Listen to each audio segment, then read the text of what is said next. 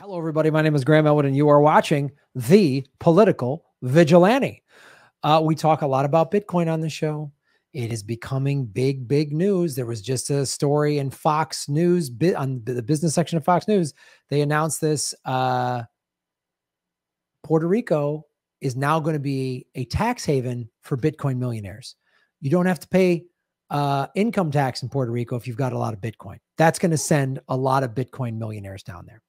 I was trying to get the clip, but I was having some technical issues with it. But the point is, Bitcoin is slowly going to just change everything. As Max Kaiser said when he was on this show last year, you can't change Bitcoin. Bitcoin changes you. And we've talked a lot about El Salvador. Remember, El Salvador made Bitcoin legal tender in September, meaning every business has to accept it. And in weeks, 50% of that country got wallets and they've been using it. And I'm sure there's some, some tech issues or whatever. But what Bitcoin does specifically, it gives access to those that don't have, to the unbanked. Everyone's got a smartphone, but not everybody has banking. So what's happening now is, because El Salvador has become this haven, and I said this would happen. It's going to draw in businesses. So guess who's coming there? Where are the businesses? Who's coming? China. Look at this. El Salvador to build new stadium in collaboration with China. The president of the only country where Bitcoin is legal tender tweeted the news on New Year's Eve. This is El Salvador to build a new national stadium in collaboration with China. President Nayib Bukele said in Spanish language Twitter post on Friday, this is a collaboration granted directly by President Xi and is an example of the friendship between the peoples of China and El Salvador. Bukele tweeted in Spanish, referring to President Xi Jinping. I don't think America's going to like that. China's building stadiums. Oh, no. And this is going to be viewed as like war. Wait a minute. We have military bases as close to China as El Salvador is to us. And China's just building a soccer stadium. The new stadium will have a seating capacity for 50,000. Bukele said in the tweet, it will be built in the current location. The decision has been criticized by the International Monetary Fund in November, said Bitcoin shouldn't be used as legal tender in El Salvador, and urged the Central American country to strengthen the regulation and supervision of the newly established payment system. Well, why is the IMF not happy about this?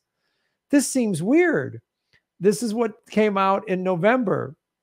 The IMF, the financial institution, said the Central American country's plans to acquire more Bitcoin will require a very careful analysis of implications of its financial stability. Oh, man. In a statement published Monday, this is back in November, the IMF recommended that El Salvador narrow the scope of the Bitcoin law and mentioned significant risks that Bitcoin has for consumer protection, financial integrity, and financials. No, it's a risk to the IMF.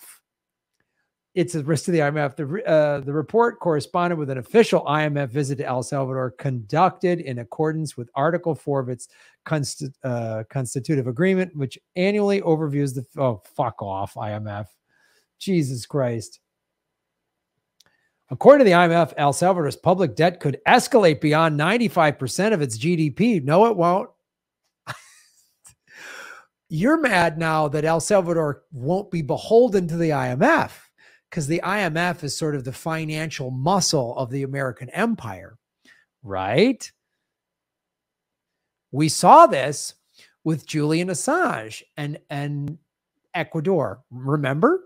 Julian Assange was in the Ecuadorian embassy in London, and they were giving him safe haven there.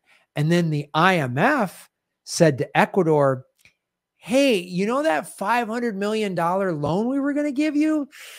That might not happen if you keep letting Julian Assange live in your embassy. Oh, suddenly they let go of Julian Assange and he was allowed to get snatched up by the Brits and go through this kangaroo court where he's going to be shipped to America in a complete sham trial.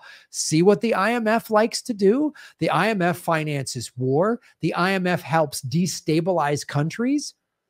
If there's some official we don't want, or there's resources that the government won't give us, the IMF comes in and flexes its muscle. If you read the Bitcoin white paper, Satoshi, whoever this person or persons is, was very knowledgeable on how the central bank, specifically the IMF, flex the muscle of the American empire, which the American empire is basically just a bunch of banks and oil companies with an army. And that's why they created Bitcoin. The other altcoins are different. They're different technologies and they all do perform different tasks. But Bitcoin specifically was to do this very thing, to let countries like El Salvador that have been slaves to the IMF and to the central banks and to countries like America and Western Europe and empower them.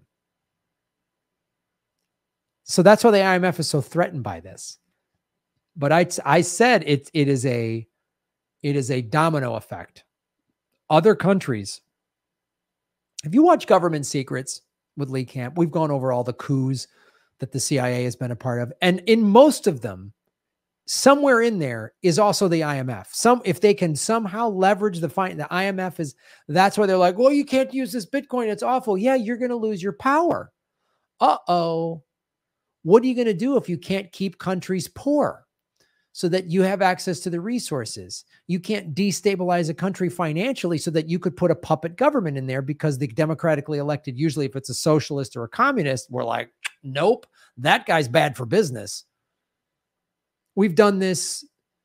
I mean, we did this. I mean, we've talked about this in Government Secrets time and time again. You say democratically elected president who is a socialist who nationalizes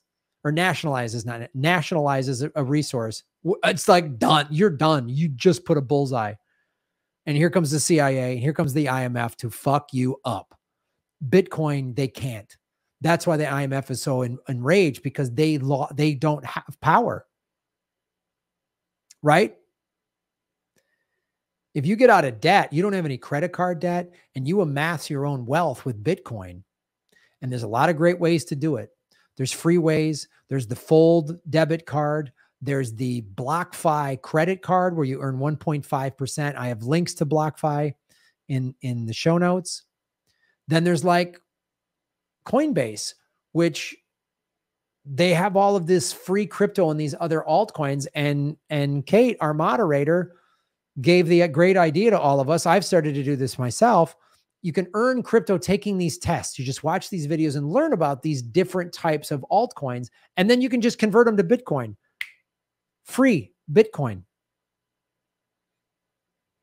It is the single greatest moment in the history of the human race where regular people can amass wealth and get out from underneath the stranglehold of the central banks. So that's why this is important. Sounds like might be moving to Puerto Rico. I know they got good surfing there. Follow the money, connect the dots, get the truth. Do not trust the IMF at all. The Federal Reserve. It's not financial advice. You know, do your own research and only invest money you can afford to lose, but really learn as much about Bitcoin specifically. The altcoins are different. They're like stocks. They can come and go. These companies can go out of business, whatever, stuff like that can happen. But Bitcoin, and as Max Kaiser said, they have helped hundreds of thousands of people become Bitcoin millionaires through mining and other things like that. Watch my Bitcoin playlist on YouTube. Follow the money, connect the dots, get the truth. Shave your knuckles for justice. Thanks for watching. Boom. Hey, everybody. Thanks for watching. We are still in our 9th month of demonetization from YouTube. So support what we're doing at patreon.com/Graham Elwood or rockfin.com/Graham Elwood, which is a blockchain cryptocurrency platform. It's free to sign up, and there's a premium level at $10 a month. And for that, you get everybody on the platform's premium content. Myself, Lee Camp, Ron Placone, Jimmy Dore, Whitney Webb, Kim Iverson, Abby Martin, and many, many others. You can also support what we're doing at Venmo at Graham-Elwood and go to GrahamElwood.com. We have a PayPal button and a PO box. I also have crypto wallets, which are all in the show notes. Thanks for supporting what we do.